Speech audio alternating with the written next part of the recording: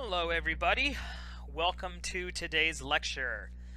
Today we are going to cover the history of the Cold War, and to be more specific, we're going to cover the history of the Cold War from 1945 to 1975.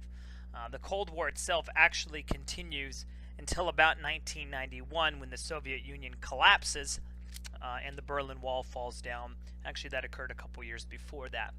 But for the sake of sort of getting us up to a stopping point, we're going to go to 1975, because in subsequent lectures, both on the Vietnam War and on the Civil Rights Movement, I'm going to be covering that same 30-year span from 1945 to 1975. So it's kind of a nice stopping point, if you will, for us. So the Cold War is an interesting event. It is a war of ideologies. It is a war that was never, in fact, a war. And what I mean by that is the two main antagonists, if you want to call them that, the Soviet Union and the United States, they never physically went to blows with one another. No bombs were ever dropped against each other, by each other. That stated, I will say that the Cold War itself did manifest itself violently. It is quite clear that the Korean War from the 1950 to 1953 and the Vietnam War, which we will talk about more specifically, these in fact were products of the Cold War. But because the United States is not fighting the Soviet Union specifically, we don't necessarily consider them aspects of the Cold War. Okay, and what I mean by that is we don't call the Cold War anything but a Cold War because the United States and the Soviet Union never actually went to blows with each other. Okay, I feel like I rambled there a little bit, but hopefully that gives you an idea. And again, we're going to be talking about this Cold War off and on pretty much from now until the end of this course. But today I just want to sort of lay some context for you, okay? And so that's what I'm going to do, all right? So let's dive into this and see what this Cold War was all about. Okay, now the Cold War begins in many ways at the very tail end of World War II. The United States during World War II had allied itself with the Soviet Union and its leader Joseph Stalin, even though ideologically and in many ways the two nations were not allies. It is that each had a common enemy, and so for the purposes of destroying that one enemy, we were allied with Joseph Stalin. But towards the end of the war, various conferences were held, including the Yalta Conference, where the Soviet Union was provided and given spheres of influence over Eastern Europe. And immediately following World War II, there is this struggle between the United States and the Soviet Union over the spread of Russia or Soviet Union's political position, which is communism. And so it says here that by the time World War II ended, most American officials agreed that the best defense against the Soviet threat, and the threat that the Soviets posed was this extension of communism to all of the world. Many officials believed that the best threat to stave off this threat was a strategy known as containment. Containment was a policy brought to bear by a man named George Kennan, who was an American diplomat, right? And basically what containment is what it sounds like. Rather than eradicating or destroying communism, because you can't really destroy an idea, what we will do is the United States will adopt a policy to contain communism where it is. We will not permit for communism to spread into other areas of the world. Okay? It says in 1946, in his famous long telegram, the diplomat George Kennan explained the containment policy. He said the Soviet Union was, quote, a political force committed fanatically to the belief that with the United States there can be no permanent modus vivendi. And modus vivendi means there can be no agreement between parties that disagree. Okay, in other words, George Kennan is going to argue that, look, the Soviet Union and the United States are so polarized, they are so ideologically polarized, that there is no agreeing to disagree. And because there is no agreeing to disagree, the only way to deal with the Soviet Union is to try and contain the Soviets' attempt to spread communism to the world. Okay? Thus, as it goes on to stay here, as a result, America's only choice was the, quote, long-term, patient, but firm and vigilant containment of Russian expansive tendencies. Okay? In other words, containment is the foreign policy that wherever communism threatens to take over, the United States will intervene to try and stop it. Okay? This is the containment policy, and it is a policy that the United States officially held to until the collapse of the Soviet Union in 1991. And some may even argue that today we have a type or quasi or pseudo containment, except we don't call it communism, we call it terrorism. Wherever terrorism is, so there we will stop it. Okay? Now this containment policy, initially, it begins in two countries, Greece and Turkey. Okay, it says here at the bottom, this foreign policy grew out of a fear rooted in something known as the domino theory. And the domino theory is basically if one country falls to communism, like a stack of dominoes, if you push the first one down, all the dominoes will fall down. So the containment theory is if one country falls to communism, then they are all going to fall to communism. And so in order for containment to work, you have to stop communism from the get-go, from the outset. Okay? In order to stop the domino effect, you must stop the first domino from falling. And immediately following World War II, there was the threat of communist takeover in Greece and Turkey. And so the United States, after adopting the containment policy, will begin to try and send aid to those two nations originally. Eventually, we will send aid to every country who's willing to accept it, but originally it's to Greece and Turkey in order to contain potential communist takeovers. Okay? All right, let's move on. Now, President Truman agrees with Kennan's containment policy, and Truman will adopt the containment policy. It says, President Harry Truman agreed.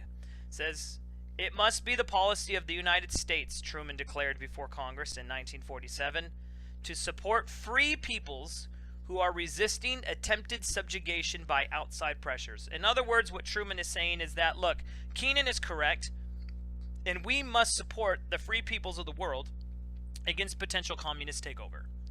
Okay, that's what the argument is. Okay, it says, once Truman backed the containment policy, he asked Congress on March 12, 1947 for a sum of $400 million in order to provide aid to Greece and Turkey. And this financial assistance to Greece and Turkey becomes known as the Truman Doctrine. Okay, so the Truman Doctrine is essentially containment. It's just specifically referring to Greece and Turkey. So what is the Truman Doctrine? The Truman Doctrine is the United States' attempt to give $400 million to Greece and Turkey in order to stabilize their economies, in order to make allies with Greece and Turkey, right? And also to help them throw off any communist attempts. Okay? Now what I want you to do is I want you to click on first the link here that says Truman Doctrine, and you're going to get to hear Harry Truman give the speech where he's requesting this money to Congress. And then I also want you to click on this link where it says Tyndall 1216. And there you're going to hear Winston Churchill speak about what he calls his Iron Curtain and the Iron Curtain speech. And basically the Iron Curtain speech said that there is an Iron Curtain that has fallen across Eastern Europe, and the Western powers, the Allied forces, do not know what's going on the other side of that Iron Curtain. And the Soviets are just having their way with whatever nation happens to be over there. And these types of speeches help to push forth the containment policy and the Truman Doctrine. But before you click on those, let me quickly read this to you. It says, in 1947, Congress passed the Greek-Turkish Aid Bill, and by 1950, they had spent $659 million on the program. It says Turkey achieved economic stability, and Greece defeated a communist insurrection in 1949. It goes on to state, but the principles embedded in the Truman Doctrine, They committed the United States to intervene throughout the world in order to, quote-unquote, contain the spread of communism, a global commitment that would produce failures as well as successes. And that's one of the big problems with the containment policy is you're trying to stop an idea, a political ideology, in this case communism, right? And wherever communism is, the United States is going to have to go there and intervene in order to stop it. And we're going to see this in the Korean conflict, we're going to see this in Vietnam, and we'll see this in a number of other areas as well. But it begins with the Truman Doctrine and Greece and Turkey, okay? So go ahead and click on those, listen to those speeches, and then move on to the next slide. All right, it says that the Truman Doctrine was eventually broadened to encompass all of the world, right? The Truman Doctrine is the containment policy enacted in Greece and Turkey. Eventually, the containment policy will be broadened into something known as the Marshall Plan. Called the Marshall Plan because Secretary of State George C. Marshall basically said, hey, if any nation wants monies, if any nation wants help from the United States, then they are able to do so. Okay? And it says here that the Truman Doctrine was eventually broadened to encompass all of the world, and in 1947, Secretary of State George C. Marshall called for massive aid to rescue Western Europe from disaster. Now, part of this has to deal with building Europe back from World War II, but the other thing of it is that the United States looks like the great guy in this case, right? We are handing out money to help rebuild your economy. We are your friend. We are your buddy, right? And if you're allied with the United States, then you're probably less likely to give in to communist thwarts, okay? This Marshall Plan, which was also known as the European Recovery Program, channeled over $13 billion to finance the economic recovery of Europe between 1948 and 1951. It says the Marshall Plan successfully sparked economic recovery, meeting its objective of restoring the confidence of the European people in the economic future of their own countries and of Europe as a whole. And basically what the Marshall Plan was the Truman Doctrine on steroids. It broadened the amount of people who were going to receive aid, right, from the United States. And it's basically the same thing as listening to Truman say, we as the United States are committed to help the free peoples of the world to resist communist subversion. The Truman Doctrine, the Marshall Plan, they are all policies put together in order to contain the spread of communism out of fear of the domino theory. If one nation falls, then they all fall. And the reality is that many nations did fall to communism. During Truman's administration, China will fall to communism.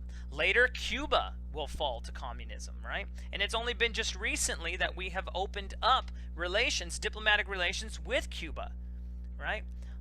And so we can even see that even today, the ripple effect of the Cold War is still with us.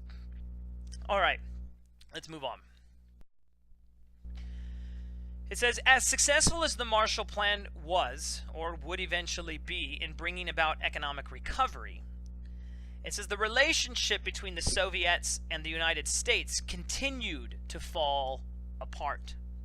It says these poor relations would come to affect Germany, as more specifically, those in Berlin. We have to remember that at the end of World War II, Germany was invaded. Berlin, the capital of the nation, is taken control over.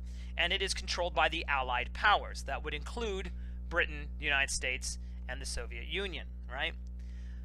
And that's well and fine because the Allied powers were attempting to defeat the Nazis. The problem with it is, at this point, is exactly what Winston Churchill was talking about in his Iron Curtain speech.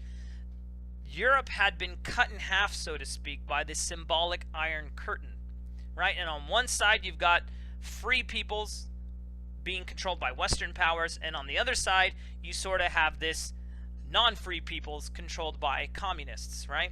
That Iron Curtain will become a reality in the 1960s when the Berlin Wall is constructed, which will literally cut the city of Berlin in half. And on one half, you have Soviet communistic control, and on the other side, you have democracy and the Western powers controlling it. But this is why Berlin becomes specifically affected by the Cold War, because it was the city conquered by the Allied powers that eventually was cut up into 4 sections. In fact, it says here, after the war, the city of Berlin was dissected into 4 zones, with each of the major Allied powers taking a portion of the city. It says by 1948, the French, British, and American zones culminated together to create West Berlin, while the Soviet side became known as East Berlin. Okay, West Berliners, East Berliners. And basically what we're going to see here is not only a war of ideas forced upon Berlin, but again, that wall which will act as a physical representation of the differences between the two nations. Okay? All right, let's move on. Okay, here you can see a map of the way that Berlin was cut into the 4 zones. And again, if you take a look, Great Britain, the United States, and France, that creates West Berlin, and then you have the USSR, or the Soviets, on East Berlin. And tensions are going to develop between these two sides of Berlin. And in many ways, Germany, or the city of Berlin, right, specifically, right, this area becomes sort of the battleground in many ways for the Cold War. Again, no bombs are dropped, no people are shot, albeit that isn't necessarily true on the Soviet side of what will be the Berlin Wall. But it is sort of this symbolic cold battleground. And the people of Berlin obviously are those who are going to suffer of the occupation of the Soviets, and someone could even argue that the other side, right? Because both sides are committed to their particular ideologies, right? I mean, we're sort of picking on the Soviets here, but the reality is that the United States was just as fanatical about pushing its free ideology or its notions of democracy on the rest of the world as well. They may have done it in different ways and used different strategies, but both sides are just as forcefully committed to forwarding their ideologies, and it's important to understand that. So, but nonetheless, that's sort of what it looks like. Let's go ahead and move on. Okay, naturally, when Berlin gets chopped up, as we just saw, naturally the Russians were concerned about a unified West Berlin, right? And of course this is concerning because it's just a hop, skip, and a jump away from their area of influence. And when you have a unified West Berlin, what that means is you're going to have a free, democratic, capitalistic society shining amidst a communistic one, right? It says, the Russians were concerned about a unified West Berlin, which was a capitalist city located right in the middle of their occupation zone that would likely be powerfully and aggressively anti-Soviet, right? And for the Soviets, they don't want this sort of anti-Soviet presence in their midst. And so what the Soviets are going to do is they're going to try and squeeze West Berlin. They're going to try and squeeze the economy in order to force the Western powers out of the region so that the only influence would be a Soviet influence. It says here, they decided that something needed to be done to stop this creeping unificationism. So the Soviets began a blockade of West Berlin, a maneuver that the Soviets hoped would effectively starve the Western powers out of the city. It goes on to state here that if West Germany was to become its own country, they argued, then Berlin, located more than 100 miles from its border, could no longer be the capital.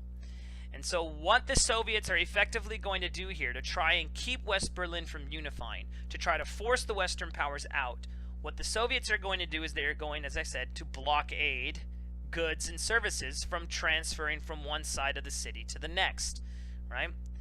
So on June 15th, 1948, the Soviet authorities announced that the Autobahn, which is the highway connecting Western Germany to Berlin, that it would be closed indefinitely for quote-unquote repairs, right? And obviously the Autobahn, which would be the equivalent to our freeway system, it wasn't closed for repairs. They're simply closing it down as a means of keeping goods and services from transferring from West Berlin into West Germany. It says, then the Soviets halted all road traffic from west to east and barred all barge and rail traffic from entering West Berlin. Thus began the blockade. Now, what the Soviets had hoped would happen would be that the Western powers would cave and leave. But let's remember that the United States had committed itself to a containment policy.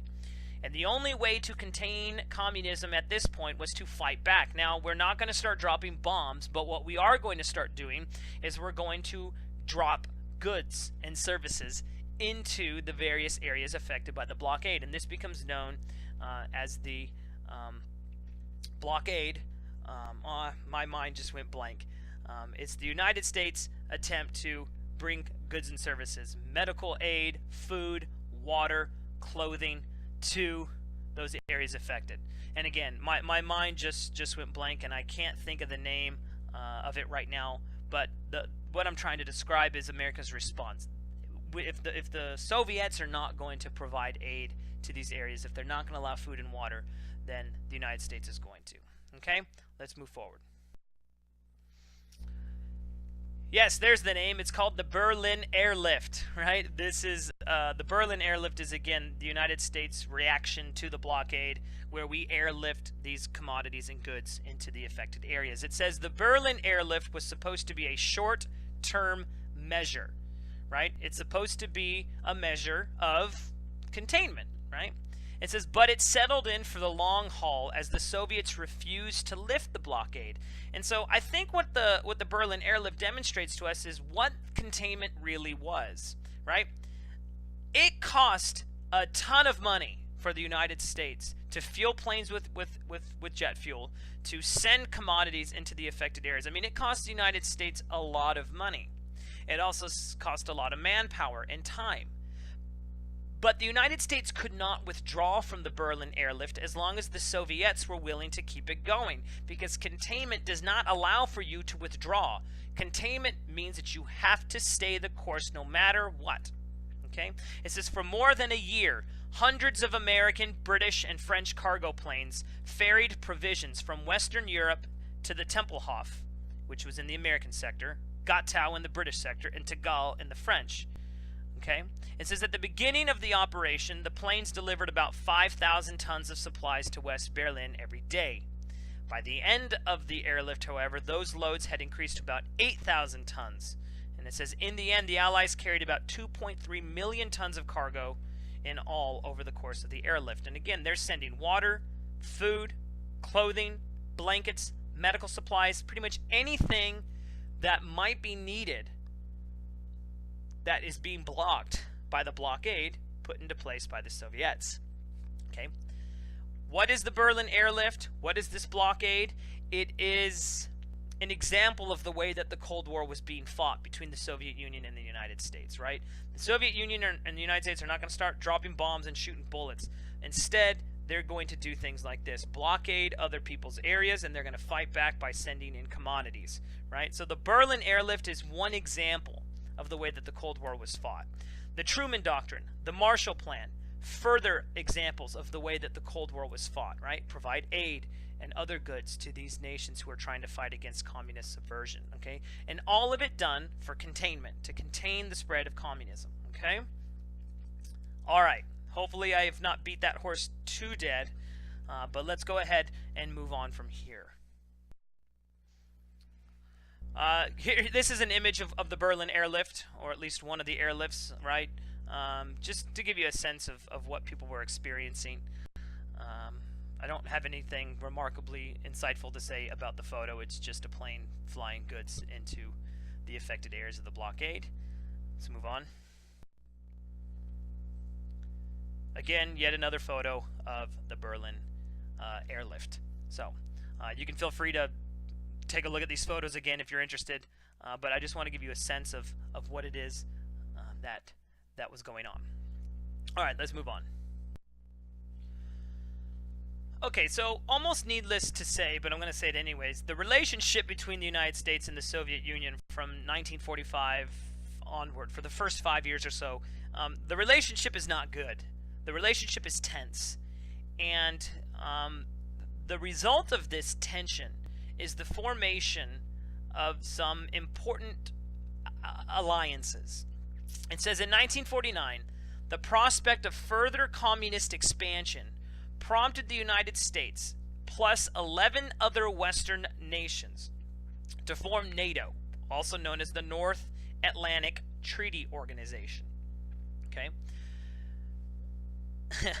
In response to the development of NATO, and I'll tell you what NATO was here in a second, but in response to NATO, the Soviet Union and its affiliated communist nations in Eastern Europe, they created a rival alliance known as the Warsaw Pact, and they created this in 1955. Now, I want you to think back to World War I. One of the main causes of the war was a system of alliances that culminated in World War, right? When Austria declared war against Serbia, right? Everyone's buddy aligned and jumped right into the fight. Well, basically what you have here is a series of alliances where Europe is divided into two camps again. It says the alignment of nearly every European nation into one of the two opposing camps formalized the political division of the European continent that had taken place since World War II. It says this alignment provided the framework for the military standoff that continued throughout the Cold War. So basically you have these 12 nations in the North Atlantic Treaty Organization pitted against a variety of Eastern European nations allied in something known as the Warsaw Pact. Now the problem with this is what each of them stated, okay? And let's move on to the next slide. Go to the second paragraph here. It says, the NATO treaty stipulated that, quote, an attack against any one of the signers would be considered an attack against all of them. And so if Russia happened to attack any particular nation within NATO, then all of the nations in NATO would consider that an attack, right? This, I think, is a very dangerous place to be because it really does to the world in the 1940s and 50s what had happened to Europe in the latter part of the 1800s and early 1900s, which resulted in World War. Now, luckily for us, World War III never occurred, but I do find it interesting that you do have this system of alliances. Now, the United States backed the North Atlantic Treaty Organization. It says they voted on it 82-13, right? Abolishing any isolationist notions which had previously existed. Let's recall that, prior to World War I, prior to World War II, the United States remained isolated from European affairs. Well, the North Atlantic Treaty Organization effectively killed any isolationist positions the United States may have held, because now they are tied to those 11 other nations who signed NATO. Okay? And again, when we take a look at the Cold War, this is a war of ideologies. It's a war of ideas that underneath it has real militaristic potential, right?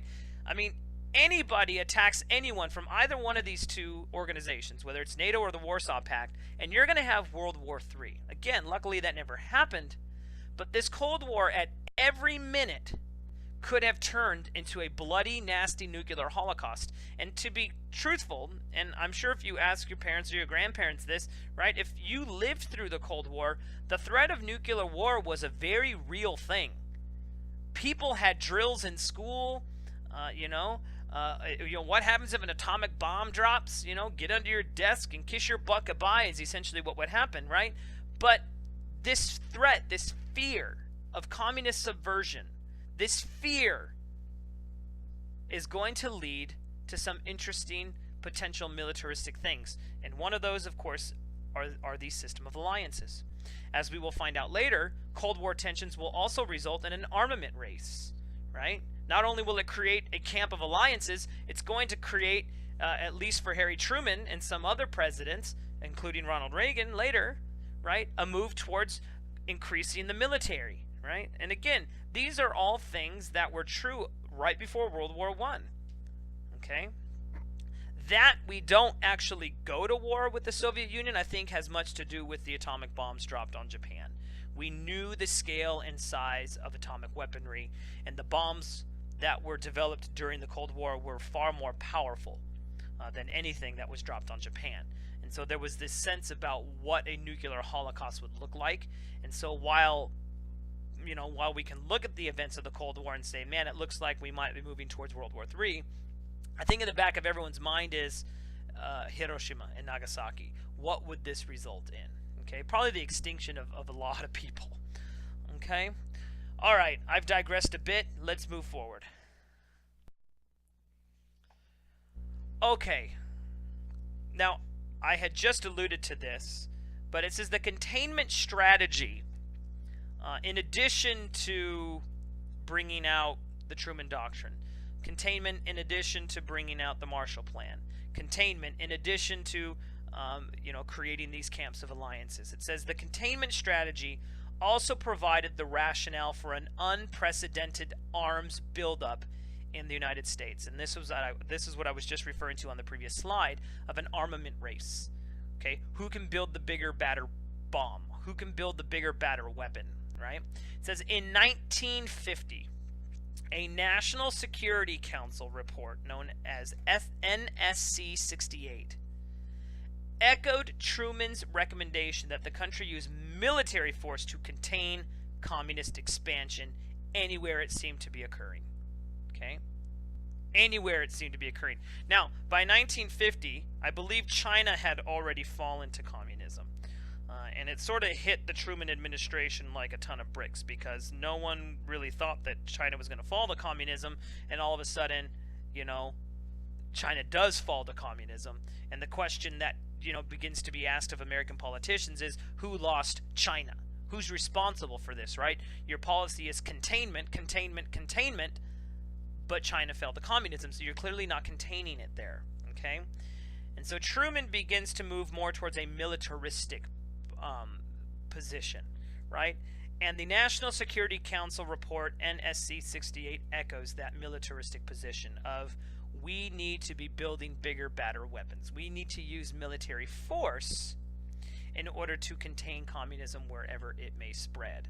And the reality is that the Korean conflict, which you're going to be watching a film on that here in a second, the Korean War, which broke out in 1950, is an example of the United States implementing military force to contain communism. Obviously, it's not against the Soviet Union specifically, but it is against an ally of the Soviet Union, North Korea, who was communist. Okay?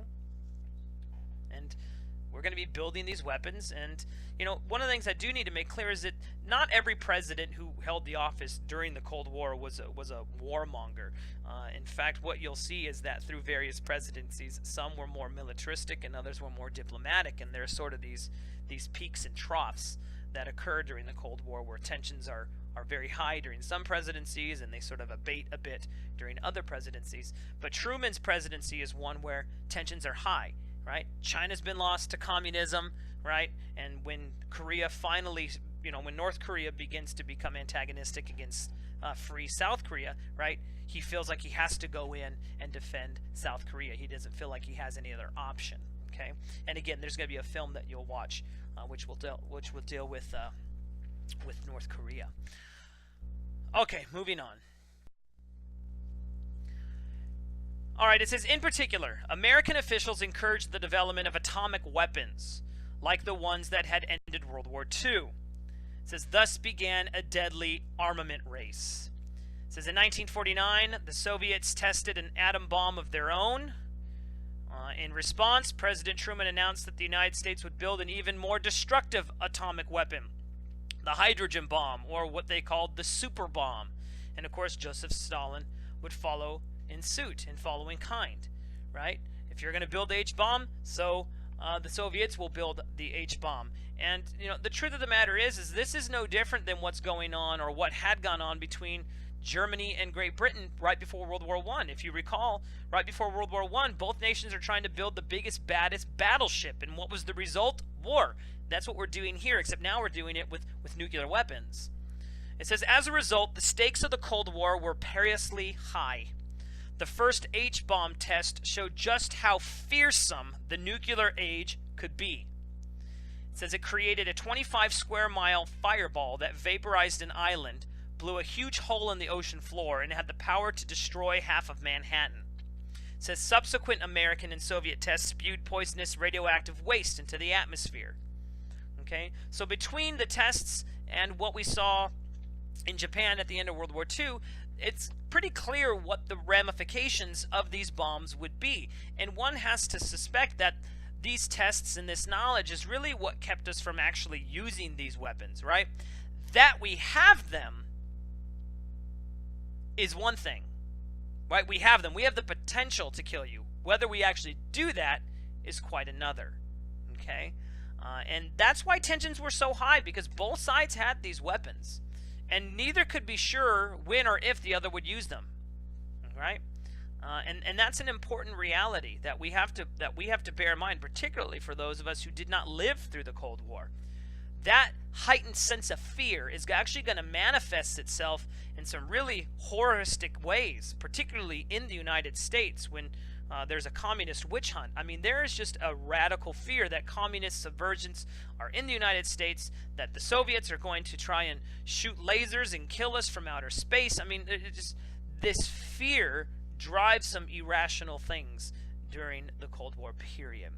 Okay, and I think that part of that fear should be placed upon Truman and this report, simply because it was from them that we really move into this armament race, right? All right, moving on. All right, it says the ever-present threat of nuclear annihilation had a great impact on American domestic life. People built bomb shelters in their backyards. They practiced attack drills in schools and other public places. And indeed, there are a couple of videos for you to watch on Crash Course History that deal with the Cold War. When you watch the one that deals with the United States, one of the first things John Green talks about are these drills, right? It says the 1950s and 1960s saw an epidemic of popular films that horrified moviegoers with depictions of nuclear devastation and mutant creatures. It says in these and other ways, the Cold War was a constant presence in Americans' everyday lives. And it wasn't just adults who were getting in on this, right? Children began to have to deal with this. And what I want you to do, and I want you to do it in this order, you'll see there's a link there called the Butter Battle Book. That's going to click on that. It's going to take you a link to a Wikipedia page. The Butter Battle Book was written by Dr. Seuss, and I believe it was written in the 1980s. So it's actually a little bit beyond our time frame here, but it gets the point across. And basically what the Butter Battle Book did was it talked about two groups of people, the Cooks and the Zooks, I think their names were, right? And they have differences over which side of bread the butter should be on, the top or the bottom. And so basically what the book does is you have these two sides that have a wall that separates them, which is metaphoric for the Berlin Wall, right? And each side just keeps building bigger and bigger and bigger and bigger weapons until eventually at the end of the book they each have this sort of shining pill that they're holding over the other person's side of the wall, threatening to drop it, which of course is metaphoric for the hydrogen bomb or atomic weapons, right? And so even Dr. Seuss is weighing in on the tensions created by the Cold War. So go ahead and click on that and read that. It's very interesting. And if you're interested in it, there's actually on YouTube a animated film of this. I think it's about 20 minutes. So if you have time to go ahead and watch that, do that. And then when you're done reading that, click on the thing that says film. And I don't want you to watch the whole thing. I mean, you can if you want, but most of the film is going to be talking about the Vietnam War. And of course, I will be covering Vietnam more specifically in later weeks' lectures. So you can feel free to watch the whole thing, but I'm more concerned that you watch, I think it's the first 5 or 6 minutes, where John Green talks about the Korean conflict and the Korean War.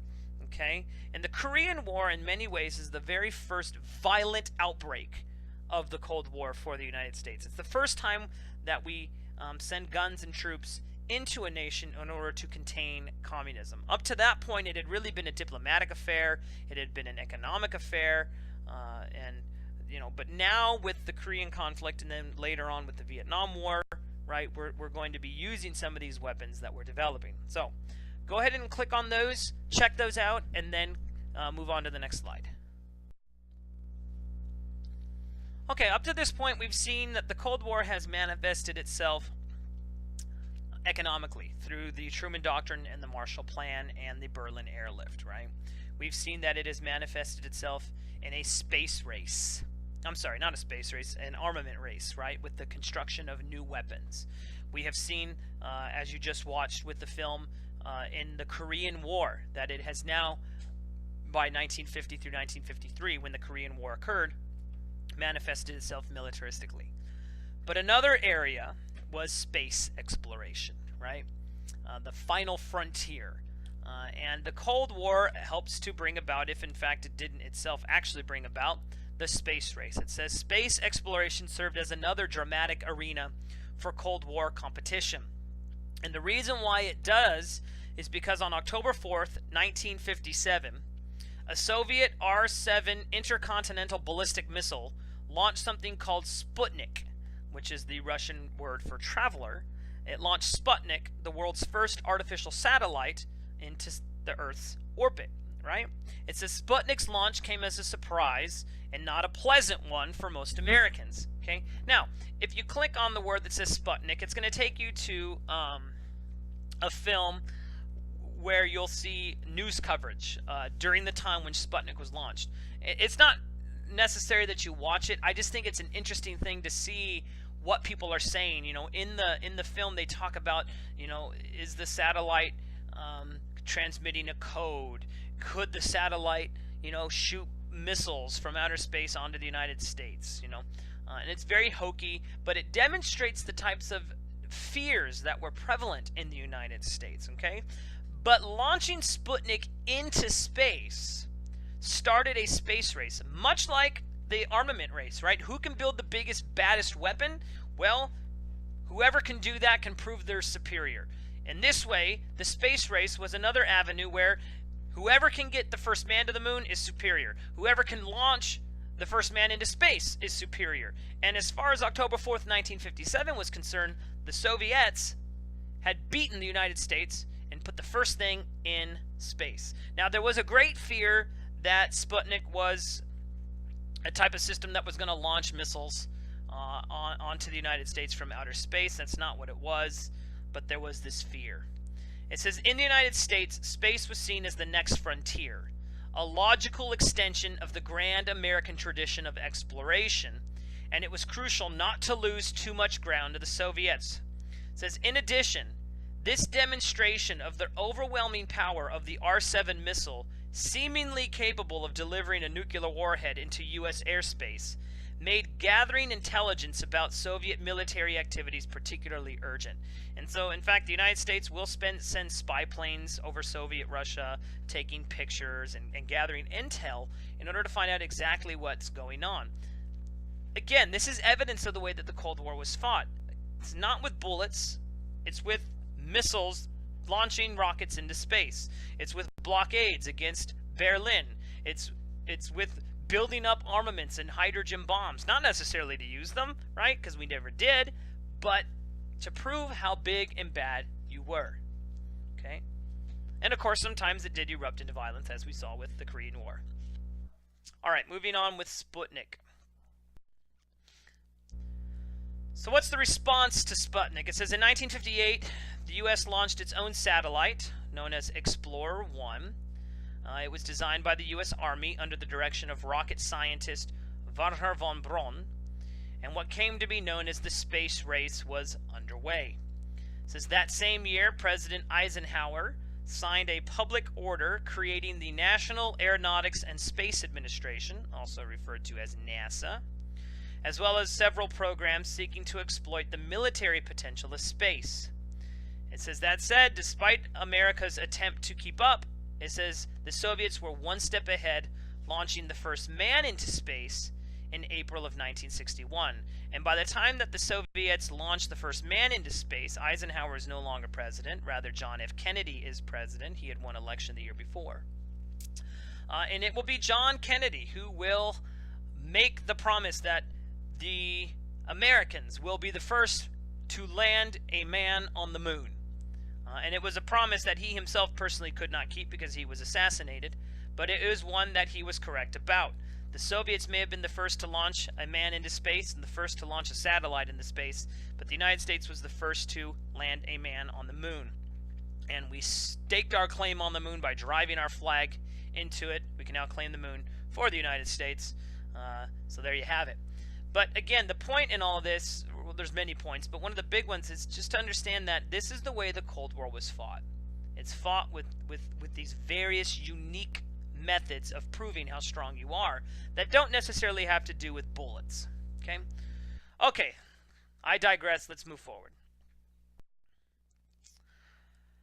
Okay, it says that May, after Alan Shepard became the first American man in space, President John F. Kennedy made the bold public claim that the United States would land a man on the moon by the end of the decade.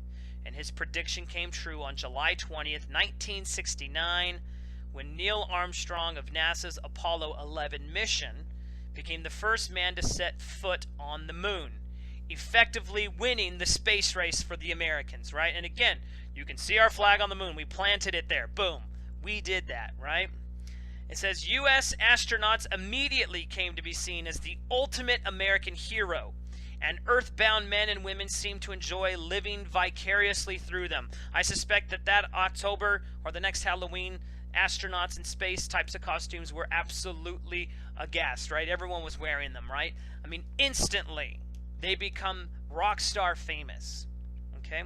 It says, while American astronauts became heroic, Soviets in turn were pictured as the ultimate villain, with their massive, relentless effort to surpass America and prove the power of the communist system.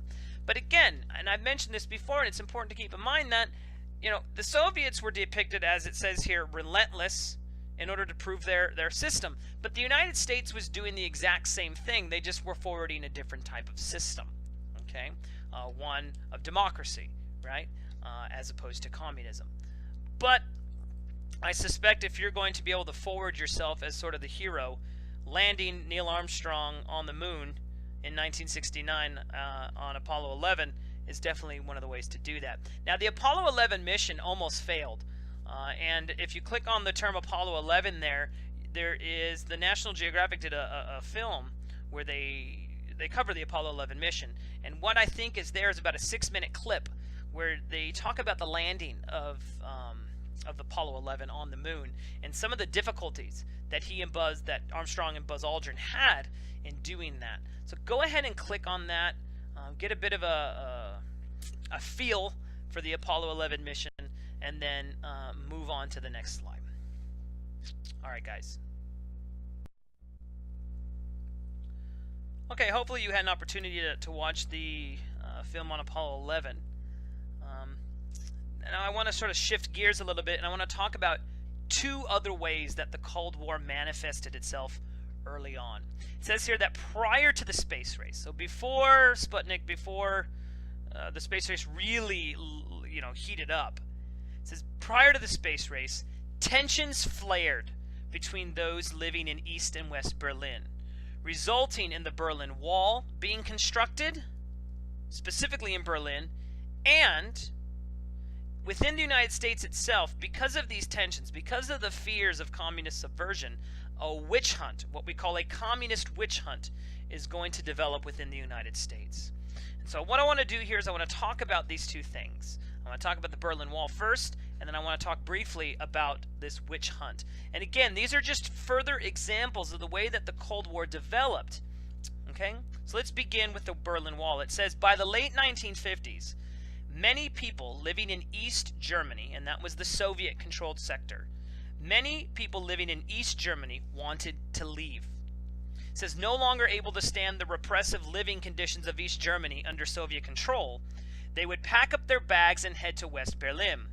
It says, although some of them would be stopped on their way, hundreds of thousands of others made it across the border. And in fact, later on, you're going to see a couple pictures of the Berlin Wall, and we'll make some comments about that, okay? It says, once across, these refugees were housed in warehouses and then flown to West Germany. Many of those who escaped were young, trained professionals. By the early 1960s, however, East Germany was rapidly losing both its labor force and its population, and it decided that it needed to do something about it.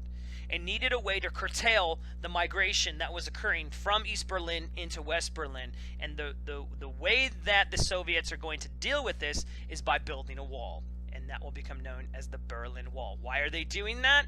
Because they're losing far too many of their trained professionals. Right? They're losing the best and brightest that they had to West Berlin.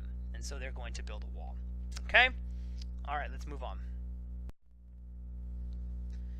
Okay, it says, having already lost 2.5 million people by 1961, East Germany desperately needed to stop this mass exodus. The obvious leak was the easy access East Germans had to West Berlin. And so what do? You plug up that access by building a wall.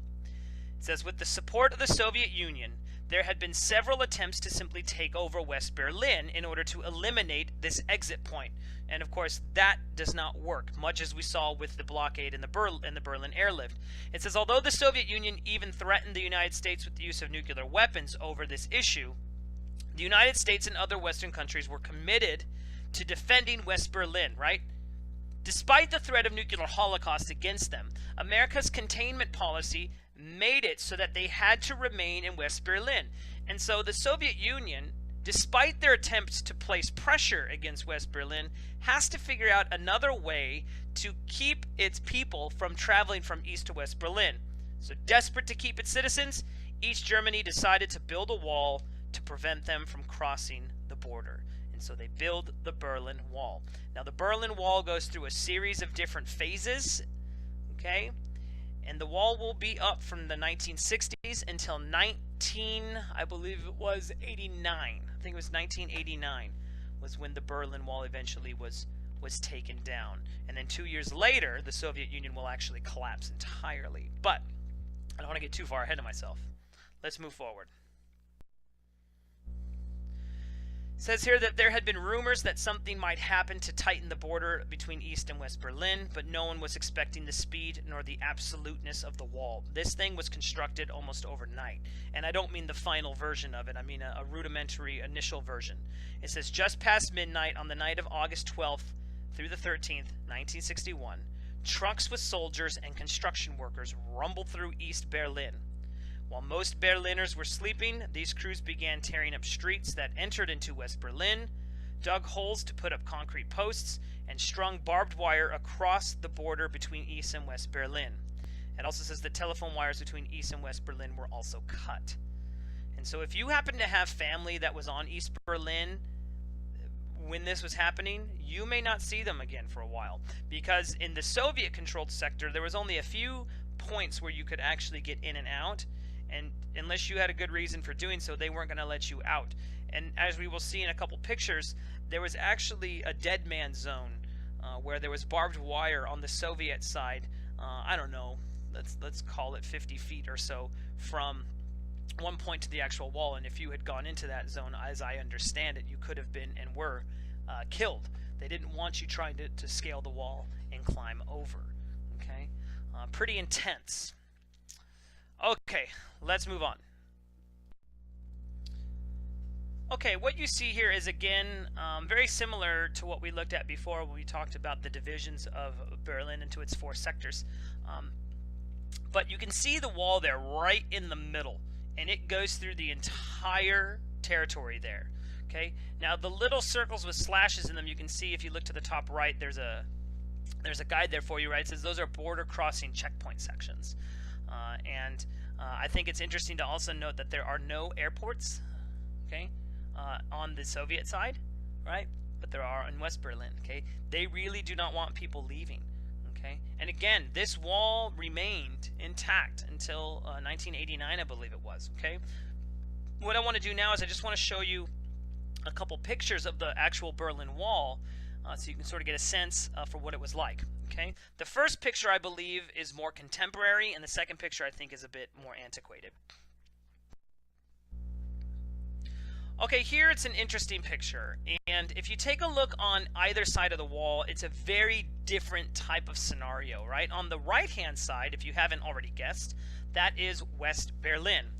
You can tell that it is West Berlin based upon a number of things. One, you have artistic expression on the wall, right? Where if you take a look at the other side as it goes towards the back part of the photo, it's just completely white, right? Or gray as it was. Just concrete. There's no artistic expression on the other side of the wall, right? So there's freedom of expression, freedom of development in West Berlin. You also have more industrial development. You can see it with the lights. You've got light posts there. Okay, and it just looks more friendly. You've got trees, you've got a guy walking his dog. I mean, this could be in any particular park, right?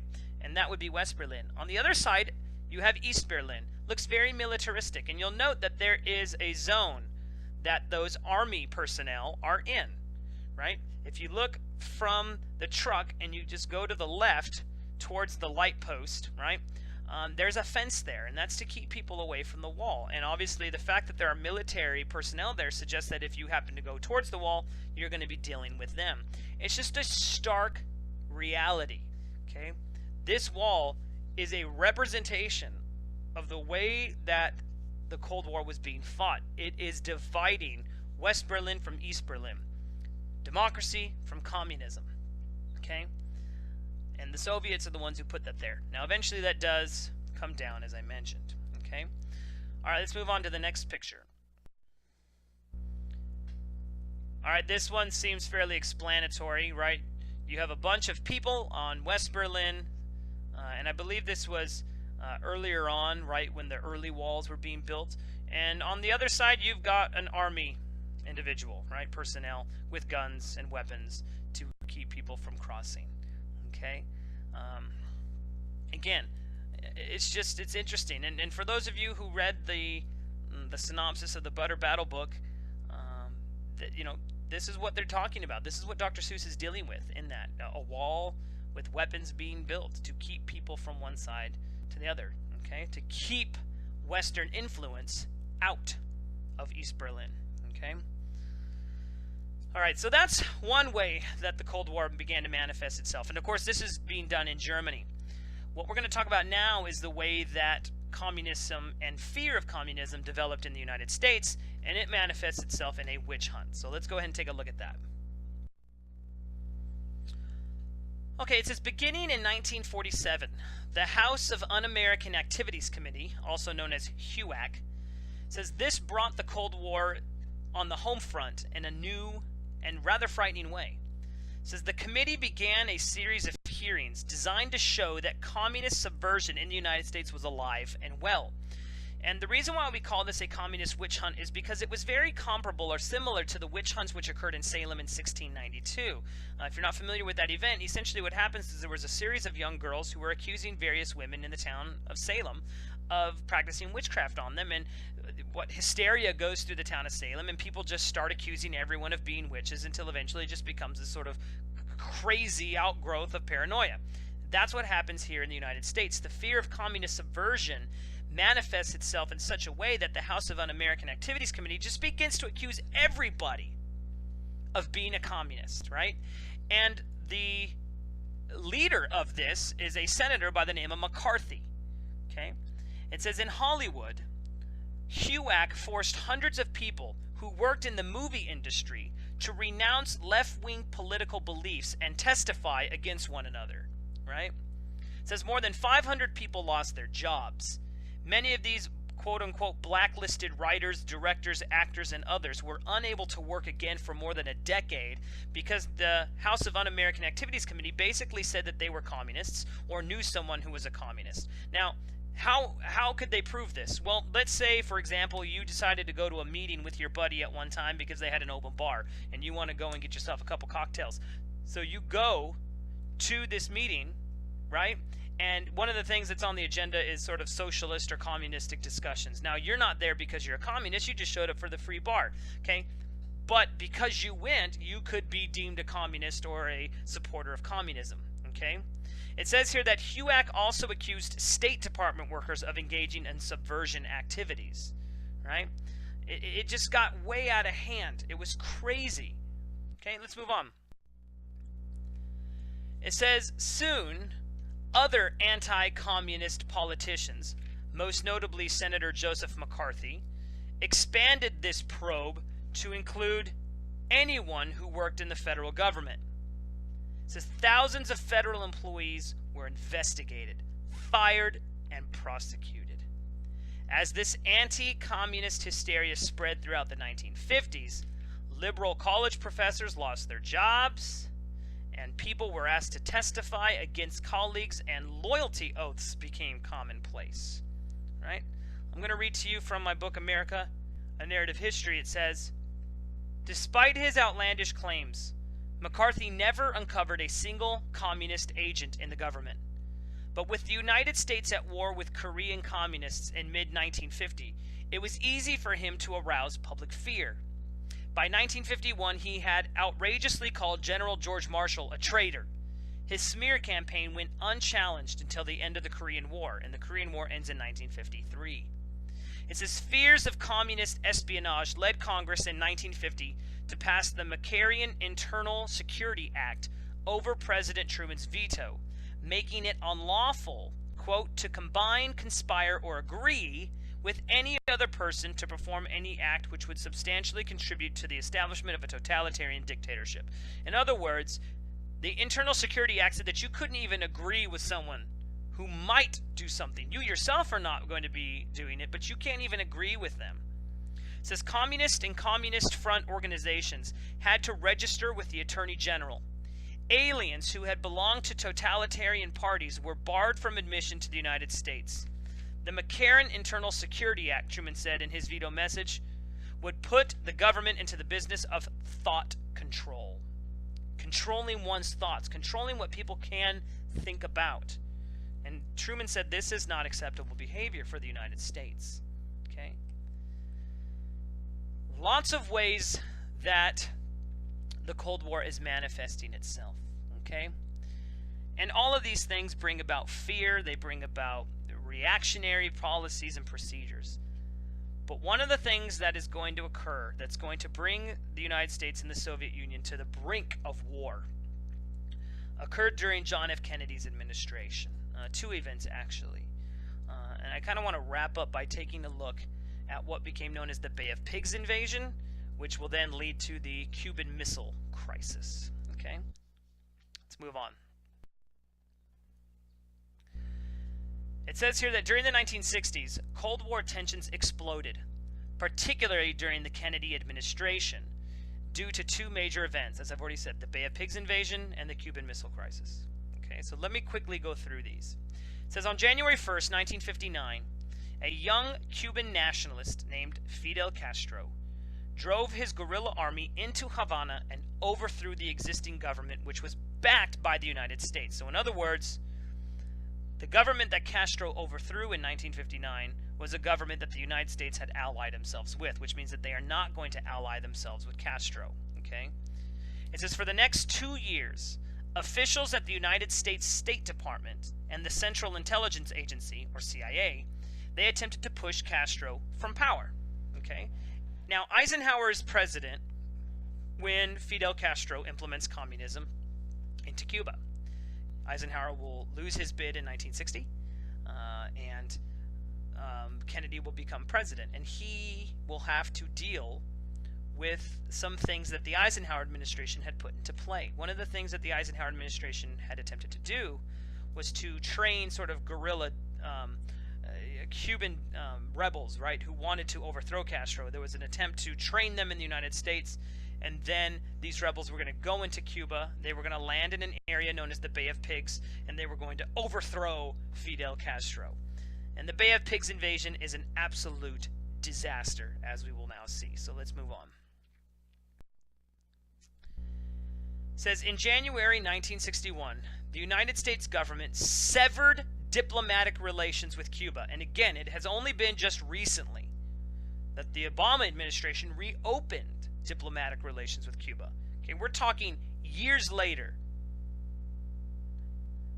45 years later. Okay? All right? So in January 1961, the U.S. government severed diplomatic relations with Cuba and stepped up its preparations for an invasion. It says some State Department and other advisors to Kennedy maintained that Castro posed no real threat to the United States, but the new president believed that masterminding the Cuban leader's removal would show Russia, China, and skeptical Americans that he was serious about winning the Cold War. In fact, by this point, right, there is a new leader in Cuba, and we'll get to him in a second. But there are many people who think that Kennedy is weak. Okay, Khrushchev thinks he's weak. Many people think he's weak. And one of the things Kennedy wants to prove is that he is not weak, that he's not going to be pushed around. Okay, he's not going to be the footstool for other people. And one of the ways that he can prove that is by going in and establishing a coup d'etat, if you will, by tossing Castro out. It says Kennedy had inherited Eisenhower's CIA campaign to train and equip a guerrilla army of Cuban exiles, but he had some doubts about the wisdom of the plan. The last thing Kennedy wanted, he said, was direct overt intervention by the American military in Cuba. Why? Because the Soviets would likely see this as an act of war and they may retaliate. It says, however, CIA officers told Kennedy that they could keep the Bay of Pigs invasion a secret, but unfortunately that secret got leaked, and by the time that these Cuban exiles land in the Bay of Pigs, they're no sooner going to land before the whole thing is over, and the United States looks like an aggressive nation who was weak and incapable of doing and setting forth its objectives. Okay? And so the Bay of Pigs invasion is an absolute debacle, largely because, as Kennedy himself was worried, the secret of it got out. Moving on. Now, the first part of the CIA plan was to destroy Castro's tiny air force, making it impossible for his military to resist the invaders. And part of the plan for the United States, too, was to send in air support, which under Kennedy, that actually never came. But that's neither here nor there. It says, on April 15th, 1961, a group of Cuban exiles took off from Nicaragua in a squadron of American B-26 bombers, painted to look like stolen Cuban planes, and they conducted a strike against Cuban airfields. It says, however, it turned out that Castro and his advisors knew about the raid ahead of time, and they had moved the planes out of harm's way. Frustrated, Kennedy began to suspect that the plan the CIA had promised would be both clandestine and successful might in fact be too large to be clandestine and too small to be successful.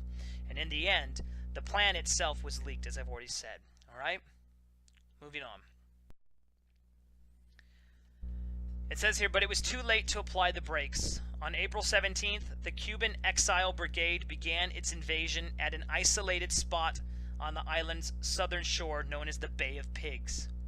Almost immediately, the invasion was a disaster. It says the CIA had wanted to keep it a secret for as long as possible, but a radio station on the beach broadcast every detail of the operation to listeners across Cuba. Unexpected coral reefs sank some of the exiles' ships as they pulled into shore. Backup paratroopers landed in the wrong place. It says before long, Castro's troops had pinned the invaders on the beach, and the exiles surrendered after less than a day of fighting. It says 114 were killed and over 1,100 were taken prisoner. Now, the Bay of Pigs invasion, the ramification of it is that it makes the United States look weak. It makes the United States look like the aggressor, right? And during a Cold War, you definitely don't want to be the aggressor.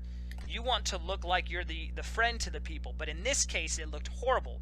But the other consequence of it was that it resulted in the Soviet Union getting involved in Cuban affairs. And one of the things that they do is they begin to put ballistic missile sites in Cuba. And thus, the Cuban Missile Crisis will be brought about. And so it's important to understand that the Bay of Pigs invasion is one of the main causes of the Cuban Missile Crisis. And the Cuban Missile Crisis, this is an incredibly important period of Kennedy's administration because this was the closest the United States ever actually got to going to nuclear war with the Soviet Union. Okay? Let's move on. It says, according to many historians, the CIA and the Cuban Exile Brigade believed that President Kennedy would eventually allow the American military to intervene in Cuba on their behalf. It says, however, the president was resolute. As much as he did not want to abandon Cuba to the communists, he said he would not start a fight that might end in World War III. His efforts to overthrow Castro never fledged. In November 1961, he approved Operation Mongoose, which was an espionage and sabotage campaign, but he never went so far as to provoke an outright war. But war almost came on his doorstep. Okay? In 1962, the Cuban Missile Crisis is going to occur, and this is going to inflame American-Cuban-Soviet tensions even farther. Okay? Now, what I want you to do is just to go ahead and click on that link. It says Cuban Missile Crisis, and that particular link will actually talk about the Cuban Missile Crisis. It's important to watch that. But before you do, let me read this to you. It says, 2 months after the Bay of Pigs debacle, Kennedy met Soviet Premier Nikita Khrushchev in Vienna. The volatile Khrushchev bullied and browbeat Kennedy and threatened to limit Western access to Berlin, which was the divided city located 100 miles within communist East Germany. Khrushchev decided that Kennedy was a, quote, youngster who had a great deal to learn and not much to offer. Kennedy, in turn, was stunned by the Soviet leader's aggressive demeanor. Upon his return home, he demonstrated his resolve by calling up Army Reserve and National Guard units. The Soviets responded by erecting the Berlin Wall, which isolated West Berlin. Okay, so that sort of brings all this together. Okay, all right, with that stated, go ahead and click on the Cuban Missile Crisis, and then we will conclude this with our next couple slides.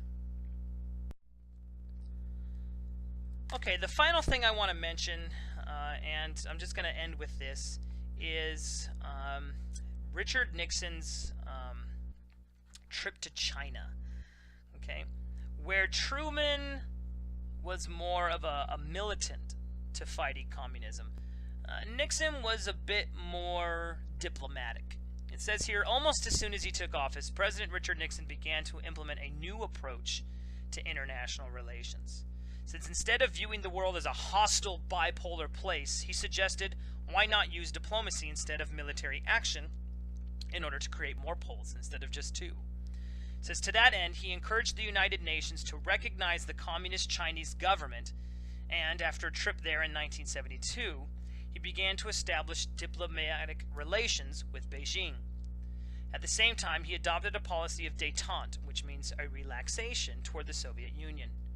In 1972, he and Soviet Premier Leonid Brezhnev signed the Strategic Arms Limitation Treaty, known as SALT, which prohibited the manufacture of nuclear missiles. And then in addition to this, and I just want to end with this, go ahead and click on the word film, and it's going to cover a little bit about Nixon's trip to China. Okay? But before you click on that, let me read this, and we'll end with this and the film. It says, from my book, America Narrative History, it says, in retrospect, the onset of the Cold War after the end of World War II takes on an appearance of terrible inevitability. American and Soviet misunderstanding of each other's motives was virtually unavoidable. America's preference for international principles such as self-determination, free trade, and democracy conflicted with the Soviet Union's preference for international spheres of influence and totalitarianism. Russia, after all, had been invaded by Germany twice in the first half of the 20th century, and Soviet leaders wanted tame buffer states on their borders for protection. The people of Eastern Europe were again caught in the middle, but the communists themselves held to a universal principle: world revolution. It says, the years after World War II were unlike any other post-war period in American history. Having taken on global burdens, the nation had become committed to a permanent national military establishment, along with the attendant National Security Council and Central Intelligence Agency. In 1952, the President created the enormous National Security Agency entrusted with monitoring all media and communications for foreign intelligence.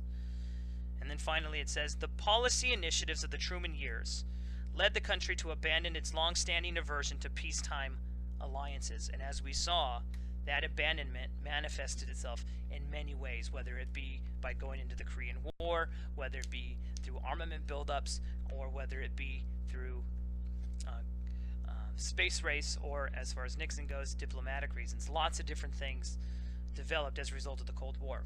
Okay. All right, go ahead and click on that film, and we will, for all intents and purposes, go ahead and conclude our discussion of the Cold War, although it will be brought up again, because again, the Cold War does not end in 1975. All right? All right, guys, have a great day. Go in peace, be warm and filled, and may the Force, as always,